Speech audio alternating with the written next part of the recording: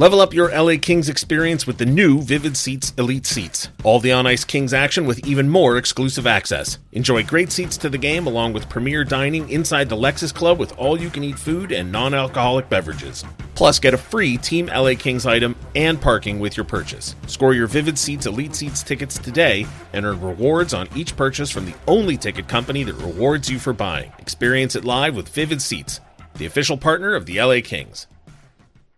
You're listening to an LA Kings podcast. For more episodes of this and every other Kings program, visit lakings.com/podcast. You're listening to All the Kings Men, the official podcast of the LA Kings. Now, here's your host, Jesse Cohen. All right, we are here to recap an eventful, should we say, Scott Burnside Game 3 in Edmonton. Oh, yeah. I think there were a few events in Game 3 that warrant some discussion on a Saturday morning here in Edmonton and in Los Angeles, obviously. But no, that was listen, this series has been, people were talking about it after the game, whichever side of the fence you're on. You know, the old joke, the 80s called, they want their series back, all that kind of stuff. But it's been a rollicking, crazy series, and I just think it's so interesting that, for the Kings, who are so good defensively, and you imagine, okay, if they're going to break this streak against the Edmonton Oilers, they're going to win 4 3-2 games, maybe 1 4-3 game. This is how it's going to happen if you're going to break the streak. And the winning team has scored no fewer than 6 goals in 3 straight games. I think there's now what's the total up to now? 30 goals. It's a crazy thing. And Game 3 had all kinds of ebbs and flows. And I'm curious, what do your notes tell you, Jesse? And I'm curious to see what Jack saw from afar. Well, most of my notes are going to wind up being useless, obviously. But Jack, this is the first game all season that the Kings scored 3 goals or more and lost in regulation, which somebody pointed out to me on Kings Talk, and I was very bitter to have not even thought about it. You're right. And I'm actually shocked that you didn't know that off the top of your head, because I feel like every time they score 3 goals, you tweet it. Yeah, usually I would. Scott touched on it. Like you said, I think for me, the way I would put it is just the series is predictably unpredictable, right? You think how the Kings have to win. There's a certain way they've gone about that and how they've been successful all season. And like you said, they score 3 goals. It's an automatic win across an 82-game season. And of course, after a chaotic game, but obviously a chaotic third period, that's not the case. You think you've seen it all with these teams, but you just haven't, because they continue to surprise us in what they put out when these two teams step on the ice together. So, from an entertainment perspective, it's as good as it gets. Of course, a frustrating loss for the Kings when they had a lead heading into the late minutes of the third. So if in Game 1, so we're just going to go through my notes again. That's the format for those of you who don't know when I host All the Kings Men. In Game 1, if I took not enough notes, because I was, at the game for the first time since January, this time I was not at the game. I was watching the game from the offices at El Segundo. I probably took too many notes to try and overcompensate. So a lot of these don't need commentary. We can just skip over them. For example, at 18:20 of the first period, nice defensive stick by Kopitar. I don't think we really need to talk about that. He just had a nice play. Can anyone remember that? I can, but okay. Doesn't really, in the grand scheme of the game, doesn't matter. Big save from Kemper, 1741 on Frederick, wide open from the left face-off circle dot. I don't think that. First lead for the Oilers. Get one back quickly, please. This is the first game that the Oilers took the lead in the series. The Kings did not get one back quickly. And then early power plays for Kings in Game 1 and 2 with 1-0 leads. No such luck in this game was my note. And I thought that was at least worth noting, is that the Kings did get early power plays in Games 1 and 2, and they did not in Game 3. I don't think they had a power play. Did they have a power play? Yeah, of course, because they finally scored on the power play in the first period. But in the second. Right. Second, right. Yeah, second period they went 2 for 2. So no power plays in the first period for the Kings, which wound up mattering, I think.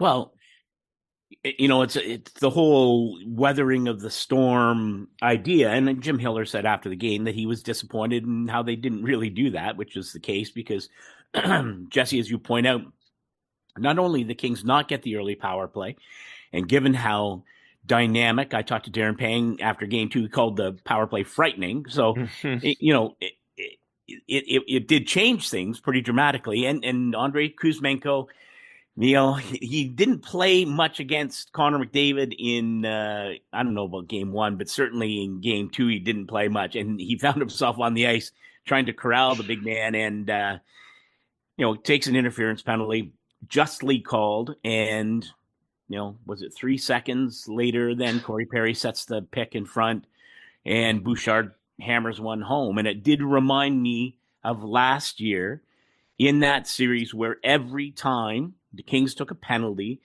it wasn't even just that the Oilers scored on the power play. They just score immediately, right? They don't even waste any of the 2 minutes. They just score right away. And that happened twice last night. And so in the first period, you're down 2-0. First lead for the Oilers, first power play goal for the Oilers. So they check all the boxes by about the, mid part of the first period. But honestly, I don't know what you guys thought. I thought after it got to be 2-0, I thought the Kings were really quite good.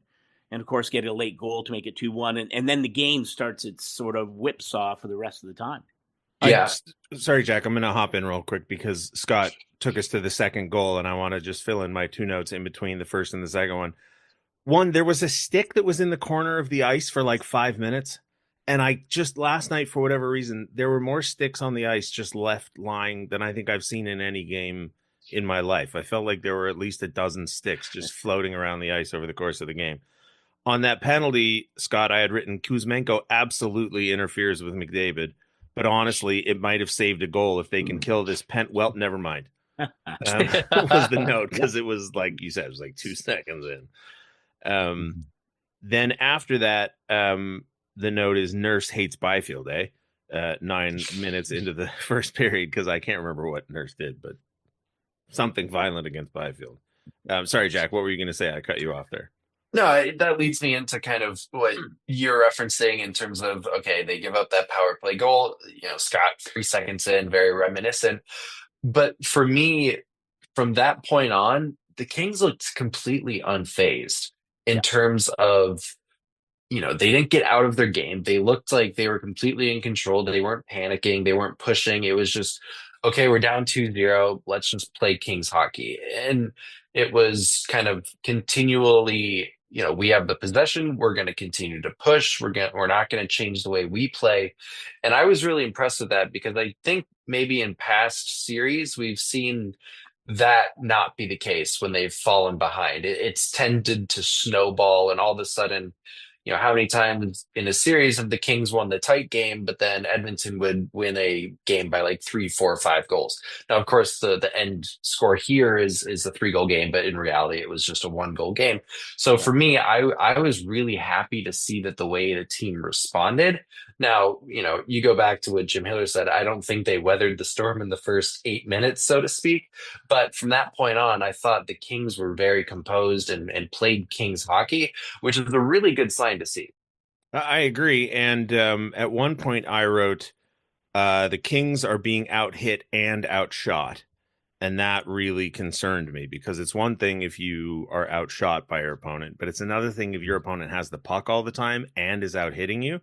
Yeah. But then the game began to turn. I also wrote down, you can't let Pickard get a shutout here. At that point, it was 2-0. And it was beginning to feel a little bit at one point like the Kings weren't going to score. And I just thought, listen, Edmonton was down 0-2. They put in a different goalie. There's going to be a conversation about it.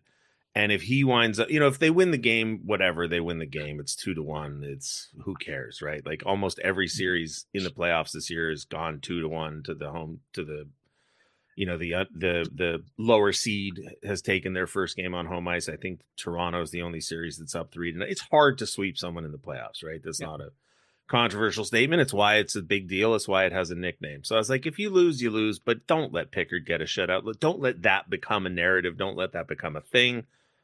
Then 4-on-4, and I was surprised that Nick didn't pick up on it immediately in the telecast because it was the first thing I thought of when it happened. The fact that Draisaitl was one of the guys who went off on the 4-on-4 was absolutely a benefit for the Kings. That was a good trade-off. It was, I mean, as soon as I saw it, I was like, oh, fuck, come on. Like, give the Kings a power play. But then I saw it was Draisaitl going, and I went, okay. It's not a power play for the Kings, but at least it's not a power play for Edmonton. And, you know, Scott, you haven't had to be subjected to these conversations, but whenever Jack loves to talk about Alex Ovechkin and how he's the greatest goal scorer of our generation, or of any generation. Yeah. Is that even a debate? It is what it is, right? Yeah. But the thing that I always point out when people say, like, oh, Ovechkin missed this many seasons because of lockouts or whatever, they list all the reasons that he should be even more impressive. I like to point out to the kids who were born after 1990 that the NHL changed the rules for a number of years because Wayne Gretzky was so dangerous on 4-on-4 that they literally actually got rid of 4-on-4 because for some players like Connor McDavid and Leon Draisaitl and Wayne Gretzky, you can do just as much damage 4-on-4 as you can at 5 or on the power play. So the fact that Draisaitl was off was great. And then Adrian Kempe, to Jack's point about the Kings playing Kings hockey and doing what they had to do, gets one back. And I thought it was hugely important late in the first period to not go into the intermission down 2-0 or worse. First of all, I wonder what the odds in Vegas would be as a no-time shutout in this series. Like the odds have to be pretty darn long now. And listen, how we keep talking about it. I have a Swedish friend, Per Bjurman, who is the national writer in North America for Aftonbladet, and he has been sending me regular Adrian Kempe laudatory notes, including one after he scored last night that mentioned Kempe in the same breath as the Conn Smythe Trophy. Now, it might be a little premature for that, but yeah. Anyway, the impact that he has had on this series, you know, like I know Draisaitl scored like 100 points in every game against the Kings during the playoffs, but Adrian Kempe has been on fire, you know, really throughout his career in the playoffs against the Oilers. But in this series, he is absolutely money. And so, you know, in a series where it looks like you're going to have to score at least 4 goals every game to win a game, he's so important, right? He is unfailing. And he did it again. So what I'll say is this is a Kings team that has shown that they will take advantage of when the Oilers screw up. I don't know if you could say the same thing about the previous 3 years, maybe not as consistently, but this year, in this series, every time they have missed a defensive assignment or turned the puck over in a poor area defensively, the Kings have capitalized every single time. And this was a perfect example. Connor McDavid lost Kempe on the switch and he was wide open. Like as you said, Scott, the last guy literally that anyone in the playoffs should lose right now is Adrian Kempe. And it was a phenomenal shot, of course, but it just shows that the Kings are finally in that area where they're like, okay, you know, you can be offensively talented, but we are going to take advantage this series of your defensive mistakes. Yeah. I am loath to admit this, but this just sort of proves how good Connor McDavid is. This stat I was going to mention on Kings Talk last night had the Kings won. They didn't. But Adrian Kempe, after last night's game, moves to within 3 points of the all-time LA Kings playoff leaders against Edmonton in the playoffs. So wow. He's got 28 points in his career against Edmonton in the playoffs. Luc Robitaille somehow is the record holder for Kings players with points against Edmonton in the playoffs with 31. Meanwhile, for Edmonton, the record holder, no surprise here at all, is Connor McDavid with 43 points in just 21 games. So there you go. Yeah. But Kempe had another great night last night. Yeah. So we go into the second period, and there's some more notes that we can just flip through because they're not going to matter as much as the other things that happened in the game. One, Trevor Moore lays out to block a shot early. That must have hurt. Hellenius, who did not play much, and I do want to talk about that late in the episode once we get past the goals that matter.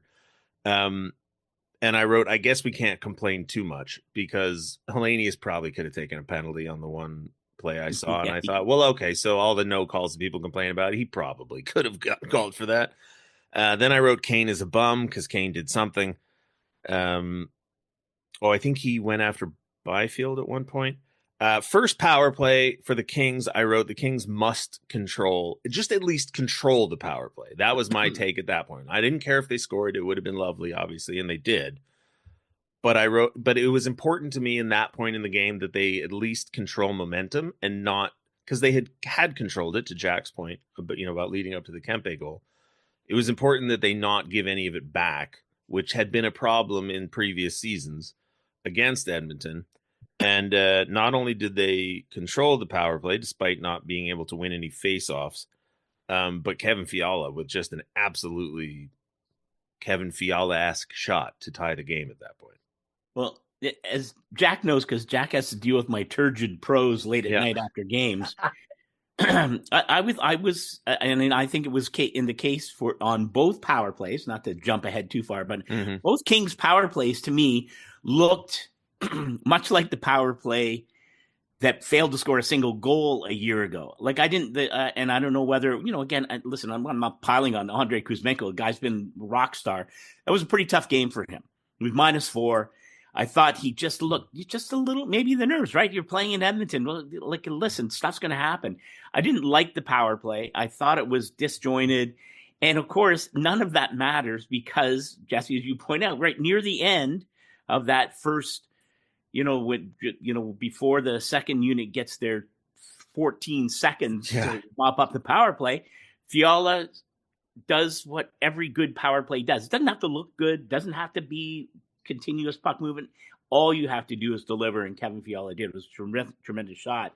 And, we'll talk about the second power play goal, which ends up being scored by the second unit. So, you don't get style points. And I just thought the power play actually in the two opportunities they had didn't look as good as it had in the past, but nonetheless delivers with what they need to. And that power play is going to have to keep clicking because I think it keeps the Oilers.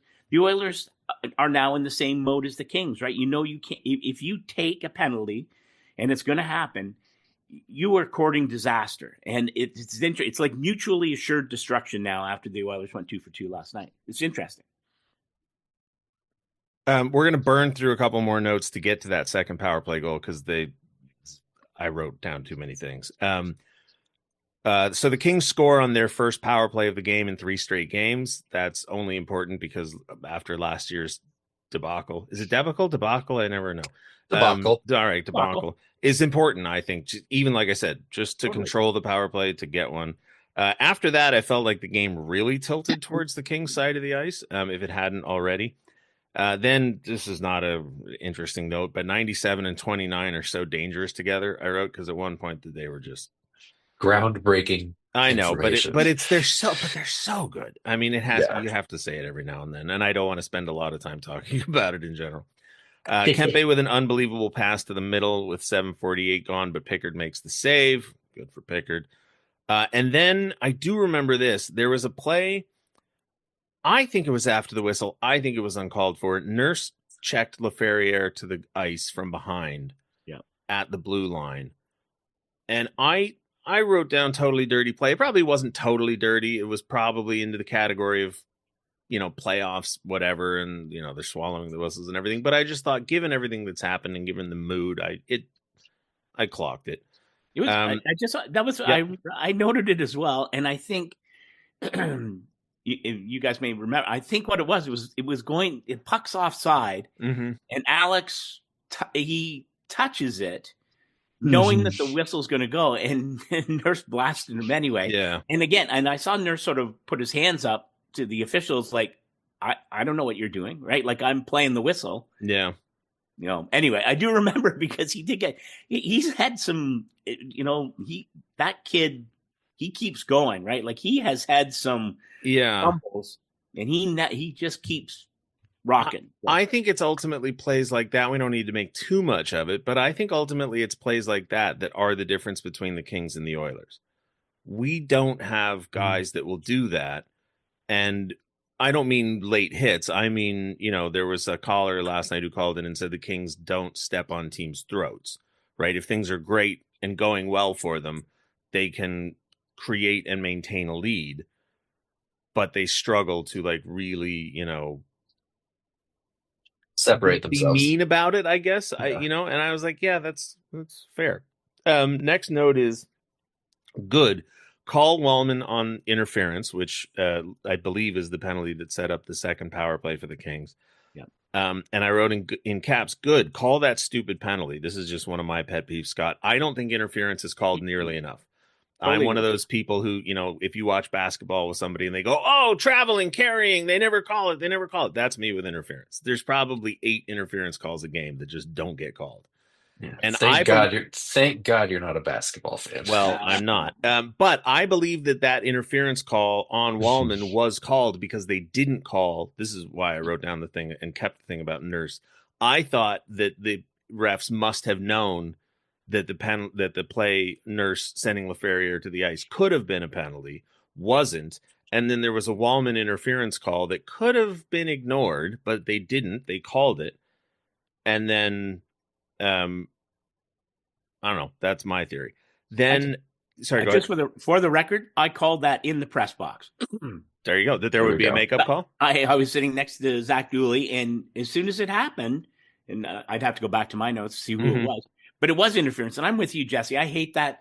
You don't want to dump in. Yeah. I don't mind that first contact, but it's when, 4 seconds later, you're riding a guy into the boards. And it happens all the time. But this was, I may have even put my hand up, but I did call it, and there it was. And it was interference. There was no question about it. No, 100% Good was. call. I'm with you on that. But they miss it all the time, and it's just like, well, it's what Yeah, you can't, yeah. Anyway, I wrote, do not gift them shorthanded chances, which of course they then did.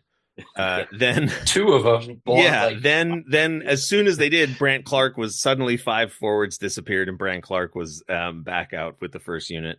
But then Drew Doughty scores on the power play, and listen, Darcy Kemper, who on paper had a rough game, was dynamite during that power play. He shouldn't have had to be, but he was. And I wrote on. Sorry, go ahead, Jack. No, I was going to say, I wish I looked up his expected goals against, because it had to be like 8. Like the amount of, not just that penalty kill, but even in the latter half of the game, you look at the opportunities when Edmonton pushed in the third period, Kemper had 3-4 point blank saves that should have ended up in the back of the net, or at least had ended up in the back of the net in previous series when Edmonton got those chances. Kemper, like you said, the stats are not pretty through 3 games in terms of what we're used to seeing in terms of his stat line. But by all means, he has been outstanding in this series. Yeah. And sorry, go ahead. I was just going to say, I totally agree. And in fact, that was, it didn't make in my 5 burning thoughts, Jack, but I had started to build it. And had they won, that was, again, it would be Grant Fuhr-like, right? Mm-hmm. The Oilers never cared during their heyday if they won a game 6-5 or 7-6 or whatever it was. But Grant Fuhr invariably made the stops in those critical moments, and I'm with you entirely. You cannot fault Darcy Kemper on any of those, and he did keep the game close. And like that, there were a lot of golden scoring chances on both sides of the fence, and I kind of feel bad for Darcy Kemper coming off this season, that this is the series he's inherited. But he was really good. Really good. I wrote on Twitter, to the Kings, Darcy. Yeah, I think I wrote on Twitter after the second period, if the Kings hold on to win this game, Darcy Kemper saved it with those saves on the power play of all things. Right. Then so at that point it's 3-2. Jeff Malott comes very close to replicating his goal that got called back. It was heartbreaking that it didn't happen. My heart goes out to this man. Yeah, he has had so many close calls, and he deserves it, man. But I still think he's going to score his first goal in the playoffs. And what I will say is, I'm really happy that he's getting the opportunities. That he's, not again. We can get into the ice time in a second here, as you mentioned in the third period, but. This guy's a real player. He's got a lot of talent, and this may be his, he had a real coming out party, I think, for us in the regular season when he got the opportunity. I don't think he's going to be seeing a whole lot of AHL time in the future. Yeah. So then the next note I have is 3 things go wrong, and suddenly it's 3-3. And if I remember correctly, Anderson misplayed an entry maybe, and Doughty misplayed to play in the corner. Maybe it was Kopitar. I don't remember. But it was like three really good players for the Kings who just... One of those mistakes that led to that goal would have not led to the goal, but three of them in a row, and boom, boom, boom, Edmonton's tied the game 3-3. And, the tough part for me there is, again, it's hard to say you can't allow a goal to any of the depth players. Yeah. When it comes to Edmonton, you want to just limit it to that top line, which it sounds crazy. But, for a team that had their third line out with, Henrique, Kane, and Brown, and, the turnovers in the zone. And then, what I will say, I do want to bring up the, at least make aware the amount of goals or the amount of real opportunities that Edmonton has created from below the goal line. Because that is not something we saw from the Kings in terms of struggles in the regular season, at least to my recollection. There were a handful in game one, game two, I can't remember exactly, but, game three, and we'll get to the crazy goal in the third. But, again, all of these are coming from below the goal line, wrap around or, passes, quickly out front, the first goal of the game in yesterday's game. So that I think is the narrative to pay attention to see if Edmonton tries to keep the puck below the goal line when they are forced to have the puck in the zone, not on a rush. But like you said, a few turnovers, you give up a funky goal against, your top pair defensively, and the third line for Edmonton, gets on the board on what could have been an avoidable goal. But don't you think you have to credit Edmonton because they're all banged up. They don't match up well playing 5-on-5 against the Kings. And we've seen, that was borne out through games 1 and 2. And all you have to do is look at the lineup and say, well, if you play 5-on-5, who's the better team? And invariably, it's going to be the LA Kings, just how that's their strength. And to me, I think you have to give the Oilers credit because they really pressured on the forecheck. And I'm sure that's Chris Knoblauch, especially when he loads up Draisaitl and McDavid on the same line. He went back and forth a lot last night, sometimes separate, sometimes together. But especially when they're together, the matchups are even more daunting for Edmonton, but they have counterbalanced that, I think, by really committing to the forecheck. And they did create some havoc in the Kings defensive zone and created those turnovers. And that's, Jack, you're absolutely right. That's something Kings, you're going to have to deal with that, right? They're coming for you. They're coming hard. You have to be able, and the thing is, when you break that forecheck, creates all kinds of opportunities going the other way. But that's part of the chess match that we're going to, we'll see in game 4. How do the Kings respond to that? And I just want to touch on one thing there. You mentioned two things that I think go hand in hand with each other in terms of Chris Knoblauch and the with each other, without each other, and then the chess match, because Chris Knoblauch sends out Draisaitl and McDavid on the same line for warmups, and then starts the first period on 2 different lines. So, a cheeky little move there.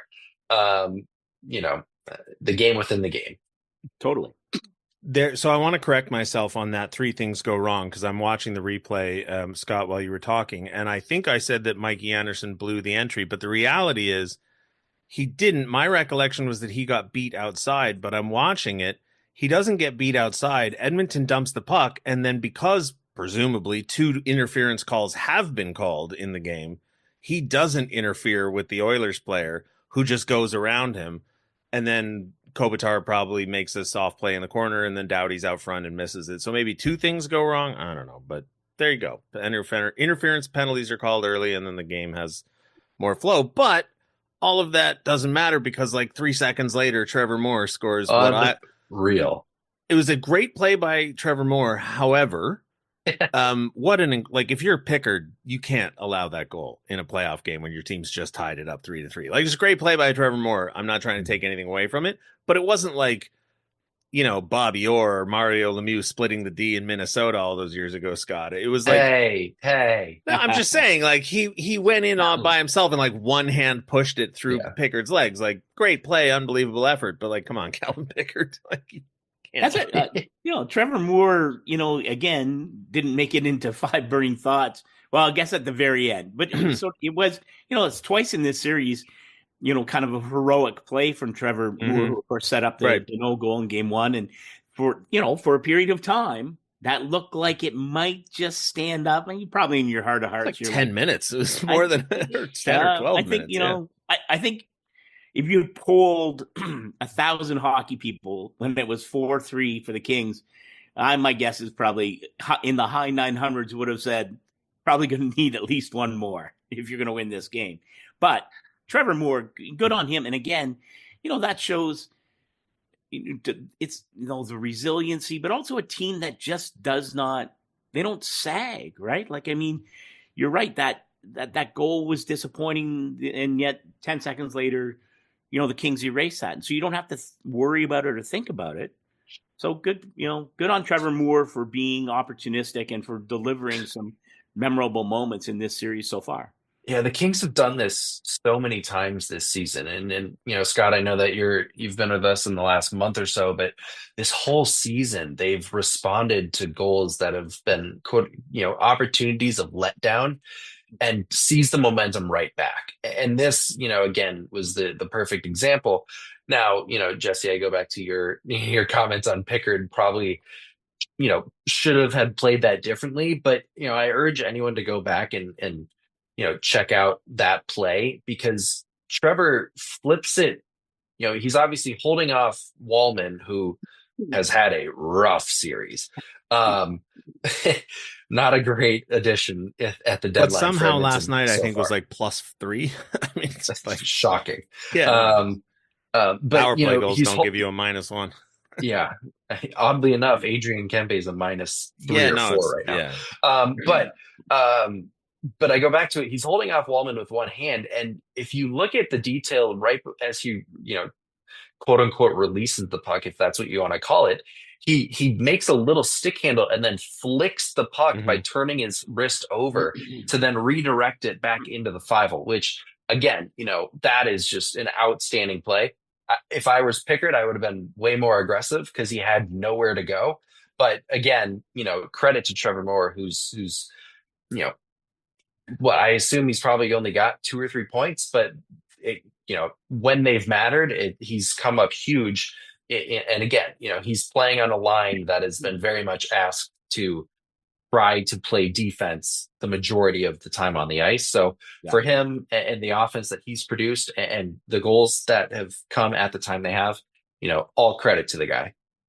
So we're going to burn through most of my notes in the first half of the third period, because I just don't think they need any comment, and we want to get to what happened.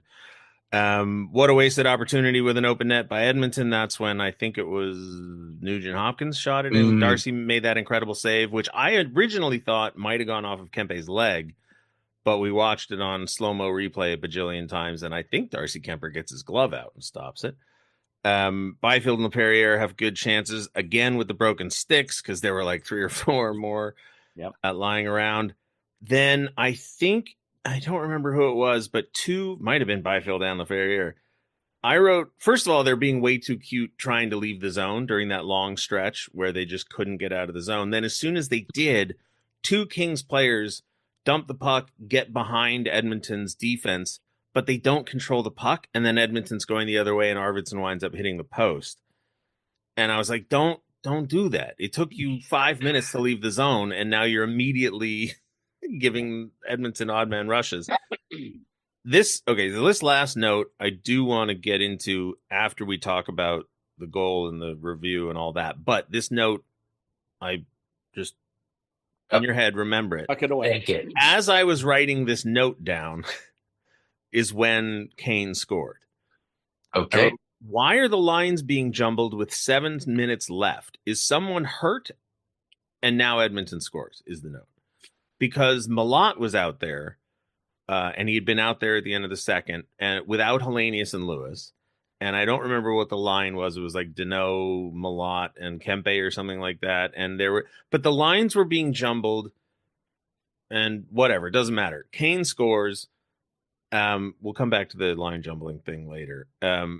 But Kane scores, And Scott, I'm assuming Toronto challenges it based on the kicking thought. I don't know where, it's a really good question so I don't know whether it comes from Toronto to the on ice crew, but it was very quick. It was instantaneous. Right. So I'm assuming it's the on ice guys, and they're like, no, he kicked that in. Right. It's such a, you know what?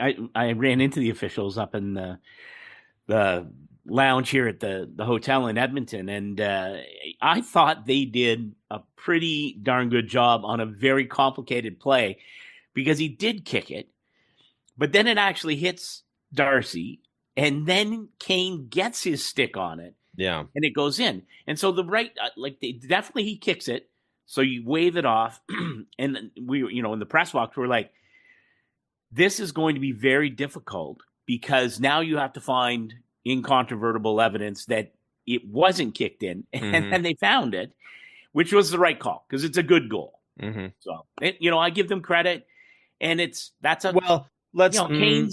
Before we say it's a good goal, it definitely wasn't kicked directly into the net. My initial thought was that Laferriere's stick had knocked it into the net, but either way, it was not a kick. I did think that it was interference, and I even tweeted out before the challenge went in from the Kings, because I didn't know, because I've never seen a play where there was a one challenge from the league or the officials and followed immediately by a challenge from the opposing team. Jack, you're shaking your head no. But I thought it was interference, not because Kane was, I saw the conversation about, was Kane pushed into Darcy Kuemper? That's not what I thought was the interference. I just felt that once the kick happened and Darcy Kuemper is already down, I felt that Kane's foot might, now I don't want to say definitely, but I thought his foot might have prevented Darcy Kemper's leg from either laying flat on the ice or pressing, whatever. I just felt like Kane was there, and there was a tangle of bodies and stuff happens, and I understood why the challenge went in. So I didn't think it was as controversial as some people. But Jack, you're shaking your head vigorously. No. No, I agree with what Scott said, and I think the refs, were made the right call both times, and then I also think they handled it really well. The goal on, the call on the ice was obviously no goal. He never pointed it. He put his both hands up, said no goal. And then, they obviously went to challenge. Like you said, Scott, the best way that I would describe it is the kick of the puck was at one speed, and then the speed of which the puck ended up in the net was another speed. So it became blatantly obvious that the kick was not the ensuing act that led to the puck going into the net. Now, to me, the challenge was, and I'll just personally say, is I think it was such a horrible idea.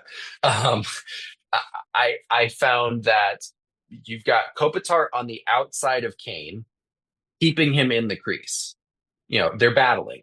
So of course, if Kopitar wasn't there and it was just Kane, then I can see an argument on the Kings' behalf of saying, he was there, he made contact, Darcy wasn't able to play it as he would normally play it, blah, blah, blah. The issue I had was, of course, the inevitable of you're going to put Edmonton on a power play with 6 minutes left in the game. But it was also, to me, an act of, I don't like using the word desperation, but you have a tie game with 6 minutes left in the game. To me, it felt like a challenge of like, we're not going to win this game if this goal counts, which I felt was, in a way, the wrong, I didn't feel like that was the case. We saw how the Kings responded in game one when Edmonton made this, crazy comeback and took the momentum back, and we responded. We saw what happened in the first period. We're down 2-0. We didn't handle the beginning of the game well. We stuck to our game. We responded. And to me, I didn't understand the challenge. I thought it was way too risky. I didn't see interference in general to begin with. And after the goal was called a good goal, after the original review, I just thought it was poorly handled.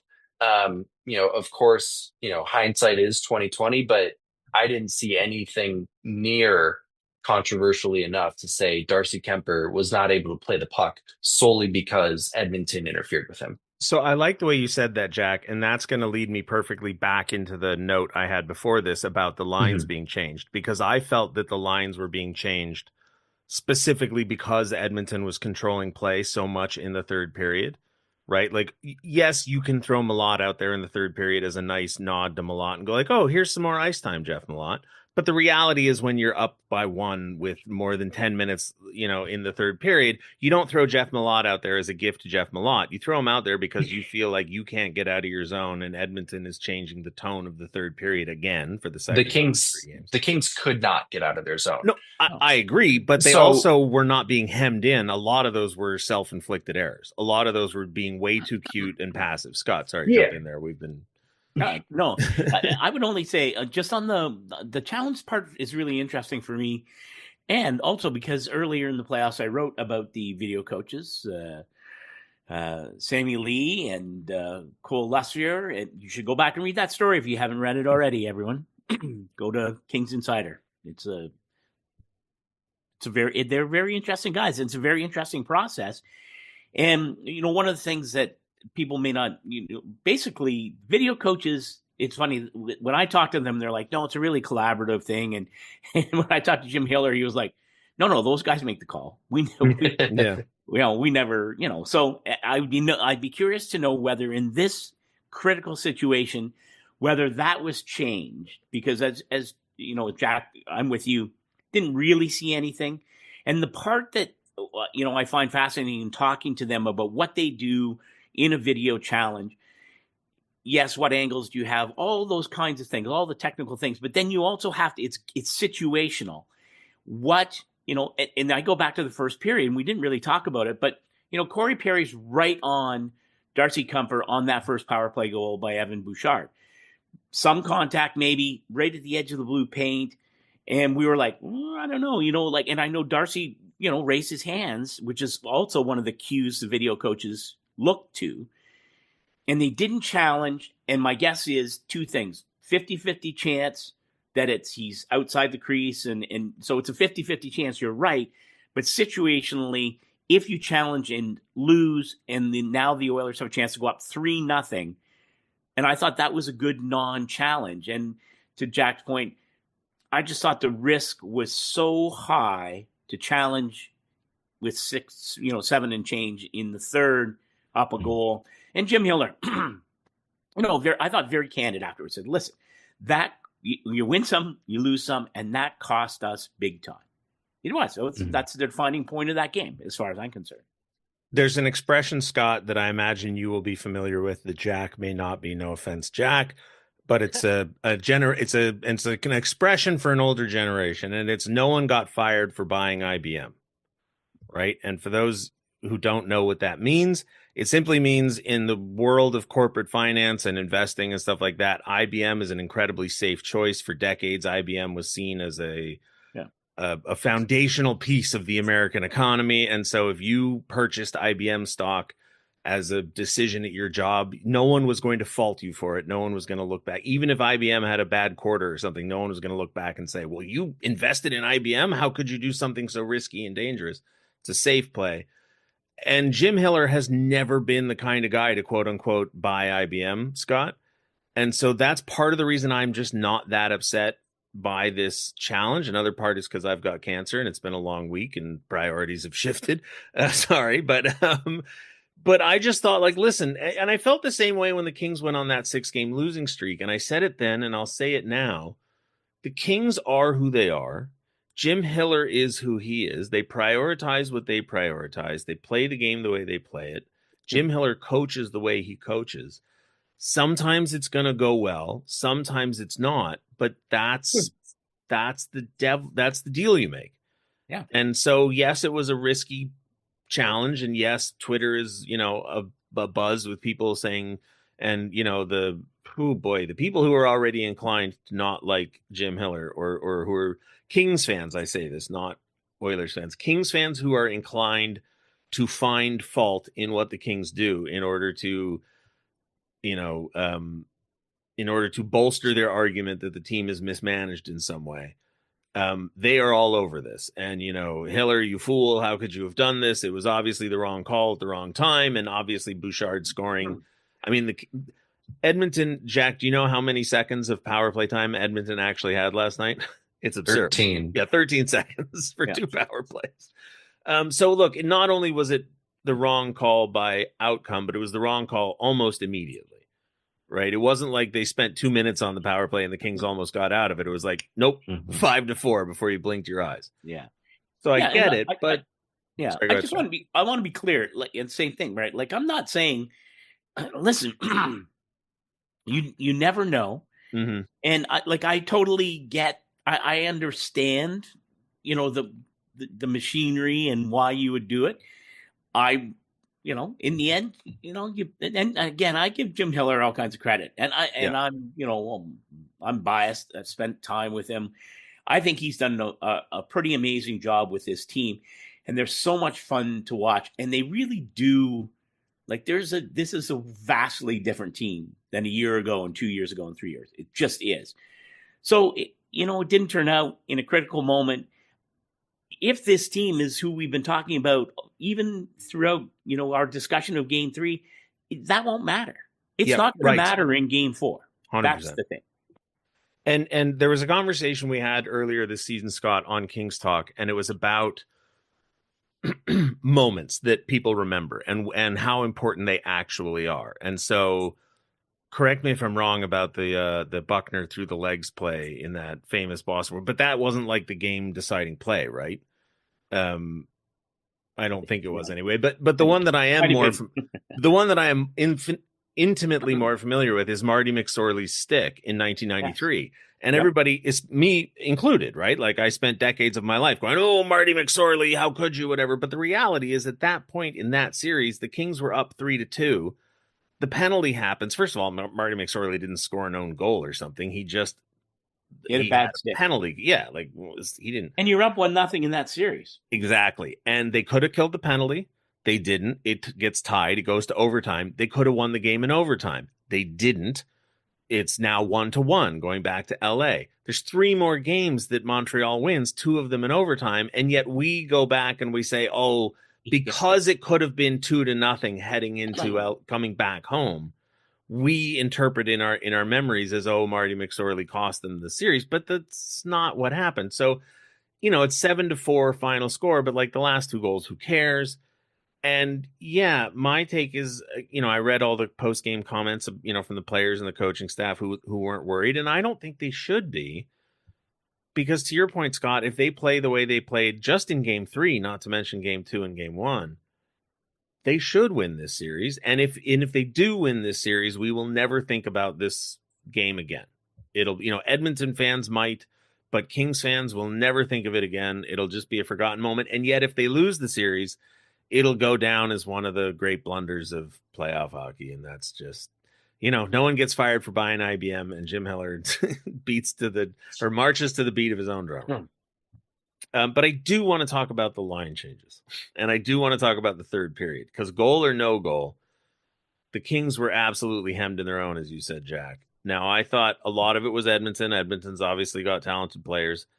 Look at their bottom 6 has guys like, I don't know if Corey Perry is always a bottom 6 player. Sometimes he's on the top line, but they have guys like Corey Perry and Trent Frederick and Janmark and Arvidsson. Like, those guys find themselves on the bottom 6 sometimes. And the Kings last night basically didn't play their bottom 6. And Jordan Spence played less than 3 minutes a night. Jim Hiller's rolling out 3 forward lines and basically 4 defensemen. And last night the Kings were lousy in the faceoff dot. And as the game wore on, Edmonton was able to hem them in the zone, Jack. And I'm beginning to wonder, again, I say we shouldn't make too much of this challenge, but I might, in my own mind, be making too much. Excuse me, I got the hiccup suddenly. I'm beginning to wonder if playing 3 lines and 4 defensemen is a sustainable strategy against a team like Edmonton. It's a great question. I think it's crazy how the script has flipped.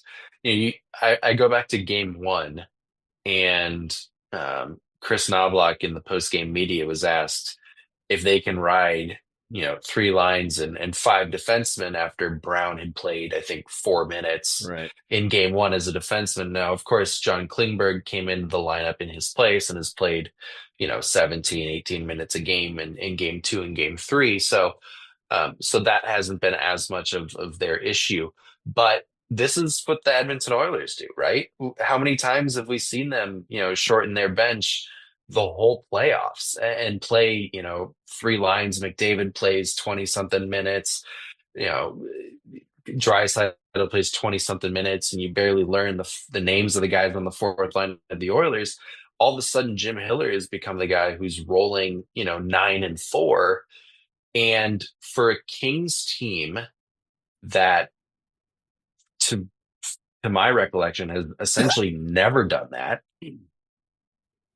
are these players used to playing that much and in this high level and intensity of an atmosphere because of how much every little detail matters? Now, the sustainability is the real question. Anze Kopitar is 37, 38 years old. Drew Doughty's playing 20 something minutes on a bad ankle.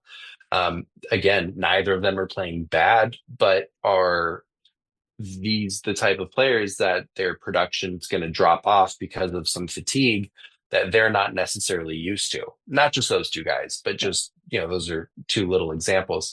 It's a real question and a question of concern because, this is just the first series of what you hope is a 2-month run.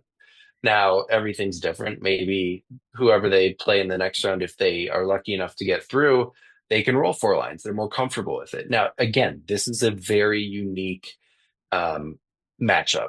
You know that you're uncomfortable with, playing, a fourth line with 97 and 29 on the ice against them, let alone what we saw when, Kuzmenko played, against the top line, which he had not matched up in game one or game two against.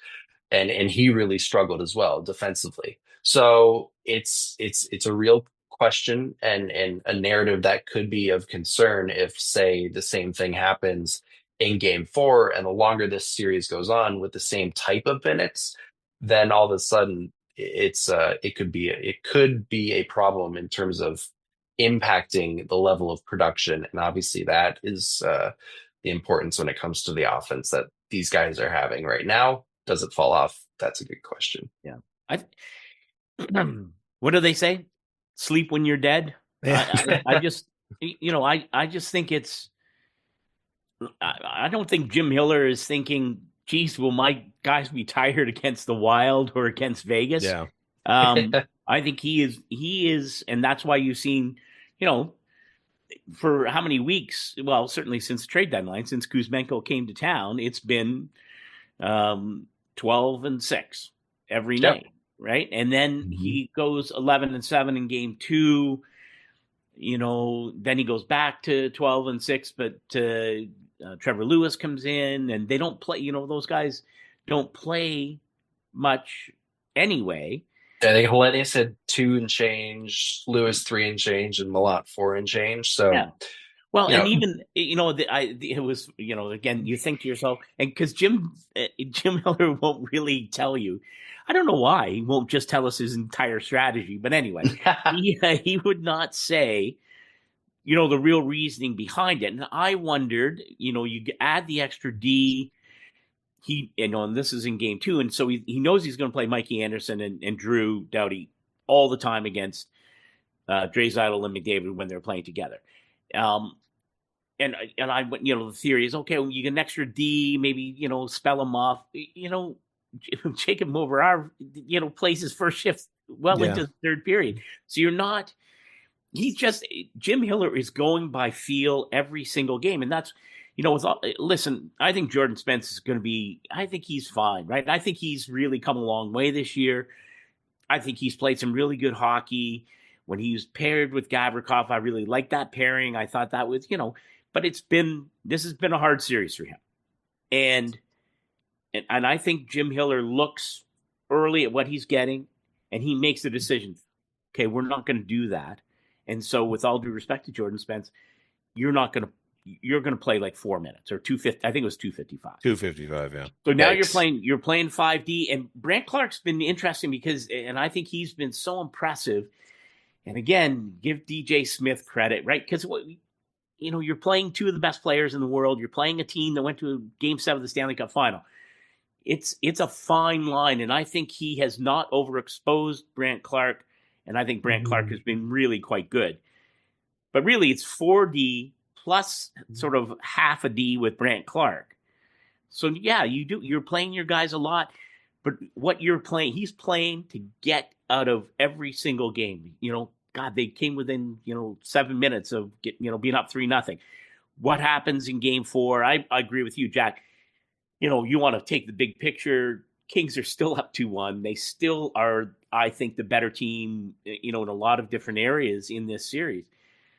I can guarantee you Jim Miller is not thinking at all about, geez, I hope my guys aren't too tired for Game 1 of the second round. Sleep when you're dead. I don't think Jim Hiller's worried about them being tired, but as we were talking about this, I was just sort of looking over last night's game notes, and I hadn't realized this until just now, and I don't know how important it is, if at all. But Sammy Helenius didn't take a single face-off last night, which meant that the fourth line was never thrown over the boards to start a shift. It was always on the fly. Go out there for a few seconds, and presumably just at times where he felt like, all right, we're rotating through, or, earlier in the game, I'm sure it was rolling 4 lines. But I mean, Lewis and Helenius didn't play after the beginning of the second period, and Malott got, I think, 2 or 3 more shifts after that. And like I said, I felt like he was thrown out there when the rest of the Kings players couldn't get out of the zone. And, we talked about it on Kings Talk last night as people were calling in. I don't know that it's intentional, Scott. I don't know that it's necessarily, obviously the coaching staff doesn't tell their team, get back on your heels and let the opponent come at you trying to tie the game. Play more passively. You're right, exactly. Yeah. But I just have to believe that Malott was thrown into the lineup at that point again to try and shift it, because if you are one of those 3 forward lines or 2 defensive, like Gavrikov and Edmondson suddenly are a pair. And listen, no disrespect to Joel Edmondson, but he's not the fleetest of foot. And, some of the guys on the team are, in the back half of their careers, shall we say. Andrei Kopitar last night, and I don't know, people say faceoffs don't matter, or they matter when they do matter, or whatever. But Jack, you pointed it out, and I think in Game 2 in the press box, sorry for the leaf blower for anyone that can hear it behind me. But what the Kings didn't lose a faceoff on special teams, I think it was, right, in Game 2, right? And they couldn't win a faceoff last night to save their lives. And the Bouchard goal comes immediately off the faceoff. And I don't think both Bouchard goals. Yeah. So so you look at Kopitar's 42%, which isn't terrible, but for Kopitar it is. And I just go like, well, I don't know. And again, all of this, let's couch all of this by saying I'm not worried. They're still up 2-1, et cetera, et cetera. I still think they're playing well, but I'm just, trying to give a little lip service to the panic. But yeah, I don't know. Overall, they were, you lost 59% of your draws in game. Yeah, that's a lot. And that means, to your point about, did they play passive, or were they forced into passivity? Is that the right word? Because you don't control the puck off the draw, 2/3 of the time, because now you don't have the puck. They're dictating pace of play when you don't win the draw. And this is a team that, in those moments in the third period, especially, it would be nice to have the puck off the draw, because then you dictate. Oilers have to chase you a bit, or do they fall back, or, you force them into a defensive posture. But you don't do that when you don't have the puck. The Oilers are a puck possession team. The Kings, and I guess to put it as simple as, of course, puck possession equals puck on your stick, scoring goals, blah blah blah. The Kings, I don't think, are a quote unquote puck possession team, because they can just go and cause a turnover and create something out of nowhere. Where the Oilers very much want the puck on their stick to dictate the play, dictate the pace, dictate how they develop certain things. And we saw that in the third period. It was an onslaught of just, being pushed further and further into their own zone for the Kings. Of course, like you said, they don't just say, all right, let's just sit on our heels and prevent everything from happening. But because the Oilers continued to have the puck on their stick, the Kings just got pushed backwards, and it felt like a game that even down 2-0 was not out of control for the Kings. Totally. I'd say from about the 12-minute mark down until they scored the goals, the two goals in the span of 10 seconds, to take the lead with about 6 minutes or so to go, the Kings just didn't have an answer, which is the first time this whole, playoff series, they didn't feel like they knew how to get out of what was going on. Now, again, I agree in terms of what you said, Jesse. I'm not concerned. The Kings, again, played a good road game, and they very much should be confident in where they are in the series and the way things have gone so far. So, it's an interesting narrative because, the Oilers want the puck. They don't want to have to chase it. They don't want to have to spend extra energy getting the puck back. Like we go back to those face-up draws. I think they were 6 for 8 on the power play in game 2 and 3 for 4 on the penalty kill. That goes a long way. And it's so much more important in the playoffs when it comes to face-offs, because every little detail matters, and every little play, especially against an Oilers team, like Scott said earlier in the podcast, when they win that face-off on the power play, how many times did it end up in the back of our net within 15, 20 seconds in the previous 3 years? So reminiscent of last year. Hopefully it's a one-off in that aspect, but I guess this kind of all started with the narrative of 9 forwards and 4 defensemen. It'll be very interesting to see. And like you said, with DJ Smith, Scott, I really like the way Brandt Clarke is playing. I hope he gets more ice time. Again, it's hard to pick and choose when it comes to your minutes when you don't have the last change, given the matchups that they do or don't want Clarke to be on the ice for. But maybe that leash is extended a little bit, and you see how far it can go. Of course, hopefully before that leash comes off or before that leash has to be pulled backwards.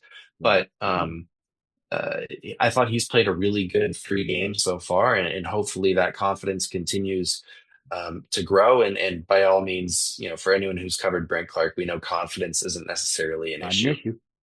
Just one thing on, because Jesse, this whole point of, playing with a very, very short bench.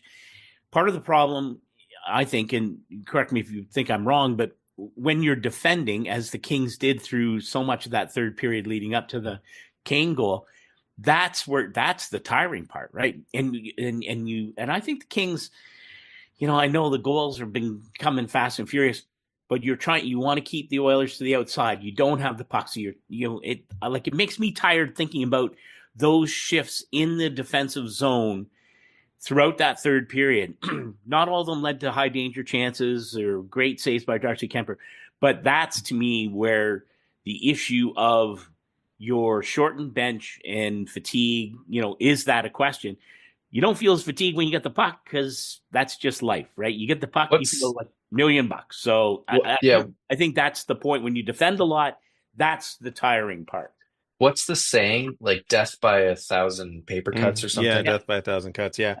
And, Scott, to your point about passivity, not paper cuts. I don't think it's specifically paper cuts. No, I think death by 1,000 cuts. I don't know. I'm pulling this out of my behind, but I believe it's a Shakespeare thing. And I don't think Shakespeare was really preoccupied with paper cuts, but maybe, I don't know. But Scott, about your point about passivity, it can go either way, right? It's a chicken or egg, but it can be done in reverse. You can play passive, which leads to your opponent having, aggression, which makes it more difficult for you to break out, or your opponent can pound you into submission, making it that, and then break you. And then it's just that much harder to get up off the mat. I feel like in the first game and again in the third game, it was the Kings playing passive, which allowed Edmonton to then force them into a more passive position because the Kings gave them, some room. And I don't want to make a ton out of the 1-3-1. This is the first time the conversation has reared its ugly head in my conversations about it. But that was the complaint in previous seasons, is that the Kings' default position allowed Edmonton too much space, too much respect. And if you're not going to play your fourth line, and if you're not going to put 6 foot a bit billion Sammy Hellenius out there and Jeff Malott, who appears to be a lunatic at some level, in the best possible way. I don't say that in a negative way. In a great way. A fantastic way. Big fan of Jeff Malott. But if you're not, and listen, Trevor Lewis has never confused anybody for a fighter or a muscle. If you're not going to take advantage of the opportunity to try and force Edmonton into a passive spot, and Edmonton will, right? Like we talked about it. Corey Perry, Evander Kane, Darnell Nurse, Wallman. They have guys who will go the extra hit after the whistle, or who will finish their checks. There was a play, Ryan Nugent-Hopkins hit Laferriere. I made the note in the first period. I didn't read it, but there was a play in the neutral zone where Nugent-Hopkins made a hit on Laferriere after the play, but not after the whistle. It was a perfectly legal, perfectly fine hockey play that if he hadn't made, nobody would have noticed. Nobody would have thought, oh, Nugent-Hopkins, why didn't you finish your open ice hit on Alex Laferriere? What's wrong with you? But he did.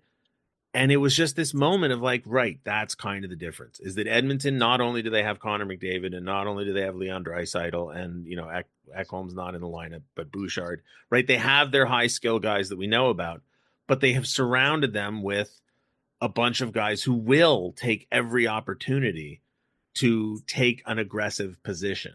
And if you're going to sit back for more than a shift and give them room to operate and give them an opportunity to punish you for it, they will, skill-wise and physicality-wise. And then all it takes is, a few things to go wrong, and Kane scores, and you make a questionable challenge, and it's 5-4, and before you blink, it's 7-4 when you had a 4-3 lead with however much time left in the third period. So I'm not worried, but I think last night was a perfect example of how the recipe can turn. I've been saying this for the last 4 months, Scott. Things can change in hockey, and they can change fast. Front office, coaching staffs, bench, on ice, things can change in the blink of an eye, and you're left sitting going like, what happened? But to me, this is the, I thought the Kings, obviously dodged a bullet in game one. That third period was crazy. Whatever, the way it unfolded, they dodged a bullet, won a game. I thought they learned from that moment, those moments in the third period, and were almost picture perfect in game two. Mm-hmm. Now you have another situation where it did cost you a game, the number of different things we've talked about. And really, who did think that the Kings were going to sweep the Oilers? The sweeps are very rare. Mm-hmm. So now the question is, what have you learned from that you take into game four? Because I do think this is a team that learns well, and they learn on the fly. And that's sort of, that's what I've been so impressed with throughout the season about this team, right? This team's a million miles from the team that stepped on the ice in Buffalo in game one. They are. And so how different will they be in game four? I mean, that's the great part of it. I wish it was tonight. Going into game three, I said to a number of different people exactly what I said to you, Scott, before game one, which is that there's, as much as I really want the Kings to win, as much as a fan, I'm emotionally invested in wanting the Kings to win, the part of me that's just a curious hockey fan just wanted to see how game three went. I was just like, well, I'm just really curious about this, right? Because, as much as I say, I didn't believe in the Edmonton Oilers comeback in the third period in game one, it happened. Like, I can't ignore that it happened and that the Kings got an incredibly, I don't want to say fortunate, but wacky goal to win the game. But then they were dominant in game two. And so you're just like, well, okay, what's going to happen in game three? Like, I can't wait. And now, game four, I'm like, well, okay, are we going to see the Kings come out and play the way they did in game two? Or is this Jim Hiller challenge going to go up there with the Marty McSorley stick incident as the one moment where you point to it and you go, forever and ever and ever? So I don't know, Jack, any final thoughts before we wrap this one up? I mean, like you said, from a fan's perspective, or someone who, of course, wants to see the Kings succeed, if the Kings are gonna, make that push for a third Stanley Cup in the franchise, you got to go through Edmonton, right? Given the way the last 3 years have gone. And for me, you can cherry pick any stat that you want to make any type of point, when it comes to writing a narrative. But, if I told you the Kings had given up 4 goals in the third period twice, and they still have a 2-1 series lead over the Edmonton Oilers, I think we'd all take that. And, regardless of how the third period ended, you have to like the way the team is playing. There's, of course, a few concerns, but there's concerns on both sides. And frankly, there's concerns for every team in every series when it comes to the short game and the long game. And, Jim Hiller talked about it, I think, at the end of game 2 in the post-game press conference, on how, the team who loses, it's kind of their time to have to make the adjustment, right? Will the Kings make any adjustments? I don't, personnel wise, who knows? Does someone come in or out of the lineup on the fourth line? We don't know. What, we're going to find out, but, is that the type of adjustment they make? Do they try to make a different adjustment in terms of ice time? We don't know. Those to me are 2 things to look out for in terms of what's different about the Kings game in game 4 versus game 3. Or do they like the way things are going and they just continue to roll with what they've got and say, if we play our game in a best of 7 series, we believe that this is the way that we are going to win 4 games before the other team. It'll be a fascinating game 4. I'm not sure there are a ton of adjustments to be made, but we will see. Jack Jablonski, thank you so much for joining me. As always. Scott Burnside, thank you for joining me. Enjoyed every second of it. And anybody listening, if I got that death by 1,000 cuts thing wrong, if it's not a Shakespeare thing, don't let me know, because I'm going to look it up as soon as we stop recording. Otherwise, it'll drive me crazy all day long. You're not the one who said death by 1,000 paper cuts. So well, listen, it's fine.